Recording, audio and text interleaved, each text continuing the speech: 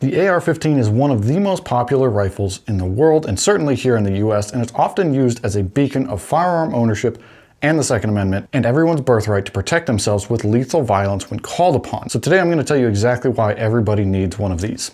So who am I to tell you that you should own an AR-15? Well, I'm no one special. I'm an ordinary guy, just like a lot of you out there watching this. I know you guys might be used to me making kind of funny and goofy videos, but today I'm hoping to get a little bit more serious for once. I'm not military, I'm not the police, I'm not specially trained, I'm not into politics, I'm not a Republican, and I'm not a Democrat. I'm a simple American that believes in freedom and liberty, just like just about all of you out there watching this. I don't have any special insights into any particular topics. I have access to all the same information that you do right here on the internet. I'm just one man advocating for your right to protect yourself and your family at all costs when push comes to shove. So the first reason you need to have an AR-15 like the one that I have here. This is personally my main AR-15. It's what you would call a budget pony. It has a Palmetto State Armory upper, an Aero Precision lower, and then just a normal Magpul furniture. I think a sling from Magpul, I honestly don't remember who. Backup iron sights. It's nothing special. It's a poverty pony. It gets the job done, and it can perform well in just about every single task that I throw at it.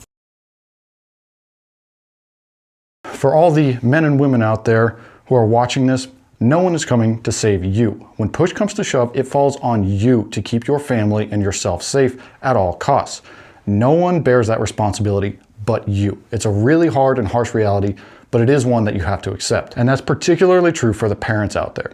The world is crazier than ever for a variety of reasons, but none of those really matter right now. What we're talking about is how you, the man or woman on the other side of this screen, keeps your family and yourself safe from anyone or anything. And the AR style platform, like this one here, this is my main AR-15, or even an AR-10, a 308 style firearm, how this platform is the best platform to keep you and your family safe. Now, this is the best platform when it comes to stopping power against threats in a wide array of different situations. This can cover just about any situation where there is any threat, whether it's in your home, on your property, or anywhere else. Whether it's just a singular threat that only takes one round to, tackle and eliminate the threat, or the full 30 that you'll have in a standard AR-15 style magazine. And what I'm about to say is nothing against the women out there watching this video.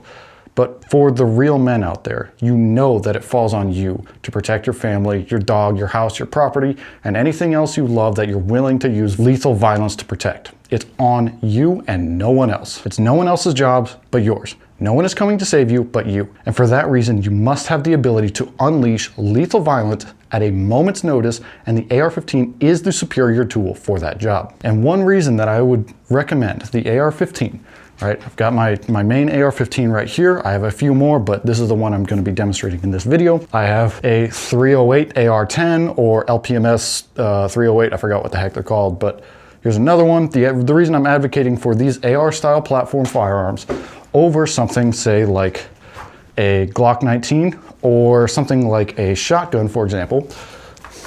Something like this. This is my hunting shotgun that I use for dove season here in Arizona.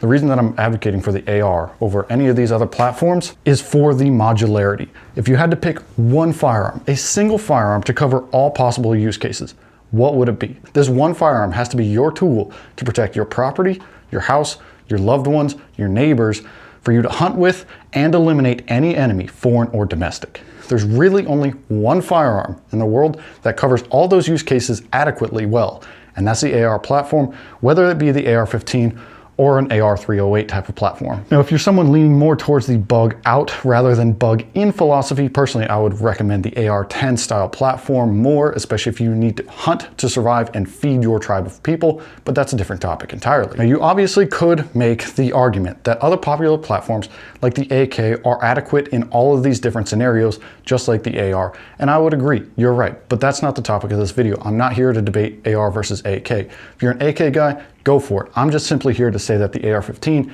is the superior tool for the job at hand. At the end of the day, you don't know when, how, or if you'll ever have to use a firearm to protect yourself, your family, your property, or engage an enemy of any sort. You have no idea when it's going to happen or if it'll ever happen in your lifetime. You don't know if it'll be a short distance or a long distance, indoors, outdoors, if the enemy is wearing body armor, if the enemy is on mind-altering drugs, or anything like that. You have no idea what the situation is, and you want to go in there with the biggest advantage possible. You're not looking looking for a fair fight when it comes to protecting your life or someone else's life. You're looking for the biggest advantage possible. You don't want a little dinky Glock 19 if there's 30 dudes trying to get into your house. You want the best option possible. You want the best tool possible, and that's an AR-15. If the threat in front of you is 100 yards out on your property shooting at your house or something like that, you don't want a home defense shotgun or a Glock 19 to make that shot. You want an AR-15 that is set up for that shot, or an AR-15 period for that shot. Would you rather trust a shotgun at 100 yards, a Glock 19 at 100 yards, or an AR-15? I know what I'm going to answer every single time, and I know what you're going to answer too. And specifically the reason I advocate for the AR-15 over any other platform is the modularity and usability. For me, I can very easily wield a much bigger and much heavier AR-10 than a small woman, for example. This is a big, heavy gun. It's super easy for me to wield something like this, but it's not easy for somebody else to wield something like this. For a really small individual, say like a 100-pound woman, it's gonna be much easier to wield an AR-15 pistol, and that's the beauty of the AR platform. You have a bazillion different options for people that are smaller, people that are heavier, people with short arms, people with disabilities. It doesn't matter. The AR-15 is going to be the platform that offers you the best use. No offense to anyone out there, but the little old lady isn't gonna wield a big ass AR-10 like a young man can. But that doesn't matter because the little old lady can just build an AR-15 pistol that's meant for her body and her strength level. And the same goes for other firearms. A home defense shotgun might just simply have too much recoil for a small person to wield. That's the unfortunate truth. Someone who is disabled might not even be able to wield anything other than an AR-15 modified for their disability. And now that the AR platform is by far the most popular firearm in the US, its support here is unmatched. There's different calibers available. This here, for example, this is a 223 Wild. This can shoot 2 different calibers, which is 223 and 5.56 NATO. That AR-10 right there is a 308. You can get a bunch of different calibers, different barrel lengths, scopes, grips, lights, lasers, and so much more. The AR-15 is a great platform to do it all, but it's also a great platform for hyper-specific tasks. If you want a great long-range gun, you can build an AR-15 for that. If you want a close quarters type of gun, you can build an AR-15 for that. If you want something for hunting, you can build an AR-15 for that, and on and on and on. This particular firearm platform offers more modularity and support than any other platform, period. This means if shit were to hit the fans, the parts aren't impossibly hard to get. In fact, if you know what you're doing today, you can find the files to either CNC machine AR parts or 3D print AR parts. The files are out there and they're readily available. My point here is that if you want to be armed to protect yourself, the modularity of the AR-15 platform or the AR platform as a whole means that you can build it for your body shape, size, and strength. And if you really want, you can build it for a specific task or set of tasks rather than general use case. And for those of you who are kind of scared or intimidated by AR-style platform firearms, there's no need to be. It's just another firearm, it's just another tool. There's nothing good or evil about an AR-15. It's a tool that can be wielded by both good and bad people. The person behind the trigger is responsible for their actions, whether those be good or bad. It's not the gun that's responsible for the actions. All throughout US history, civilians have had access to equal or even better arms than the military. And you might be thinking, how is that even possible? But just consider the amount of resources it takes for a military to switch their small arms. It's extremely expensive, and logistically, it's an absolute nightmare. It's super difficult to do.